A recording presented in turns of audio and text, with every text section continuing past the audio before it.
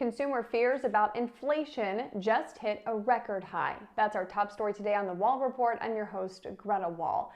The New York Fed's March survey of consumer expectations shows Americans expect inflation to hit 6.6% over the next year. That's up sharply from 6% in February and is the highest level ever recorded in the survey, which dates back to 2013. Over the next 3 years, consumers forecast inflation will remain at 3.7%. But uncertainty about inflation over the next 1 and 3 years also hit a record high at 4.5% and 4% respectively, as several factors do remain unpredictable around inflation. Household spending expectations, meantime, did also surge to a record high at 7.7%. And this survey comes a day ahead of the Labor Department's release of the March Consumer Price Index. That's expected to show prices surged 8.4% year over year last month. And that would be the highest pace of inflation since December of 1981. And the major indices are all down today as Treasury yields continue to spike ahead of that inflation reading. The 10-year yield is up 10 basis points to 2.76%. This yield has been sitting at the highest level since early 2019 as the market prepares for the Fed to get more aggressive on inflation. Meantime, oil prices are continuing to slide as China's COVID lockdowns prompt new demand fears. West Texas Intermediate crude futures falling nearly 3% to about $95 per barrel. Brent crude futures down more than 3% and falling under $100 per barrel.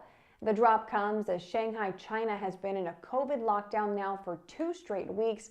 With the virus continuing to spread around the country, China is the largest importer of crude oil in the world, but the company operates on a zero COVID policy, meaning any type of small outbreak in any city does prompt a full city-wide lockdown. And those COVID restrictions did prompt Chinese electric automaker NIO to suspend production. The company's shares falling in today's session after announcing that suspension over the weekend. NIO also announced price hikes on all 3 of its SUV models. Now those prices will increase by 10,000 yuan effective May 10th. The CEO blamed the price hikes on rising material costs, saying, quote, "We have no alternative but to raise prices. Please be understanding."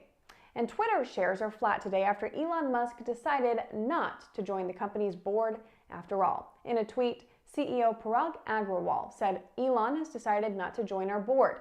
He also included a note that he sent to the company which said, quote, "We have and will always value input from our shareholders, whether they are on the board or not. Elon is our biggest shareholder and we will remain open to his input." Now, it's unclear what Musk now plans to do or whether he will purchase more shares of the company. Becoming a board member would have limited him to a maximum stake of 14.9%. Stake currently stands at 9.4%.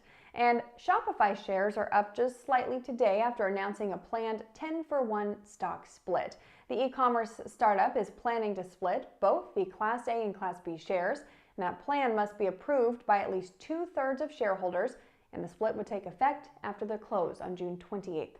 Shopify is also requesting a founder share for CEO Toby Lutke. Now that plan would issue a new class of non-transferable founder shares to Lutke, and when combined with his existing Class B shares, that would give him 40% voting power. Now, on top of it being inflation week, the market is also awaiting the unofficial kickoff of Q1 earnings season. Now, that does begin with JP Morgan Chase Wednesday morning, and then we'll pick up steam with the other major banks on Thursday. But we will get a few smaller reports tomorrow morning, Tuesday. So be sure you are subscribed to my Copy with Greta newsletter to get all the details in your inbox ahead of the market open. There's a link in the description box to sign up. I'll see you all back here for the Wall Report tomorrow. Hit that subscribe button before you go.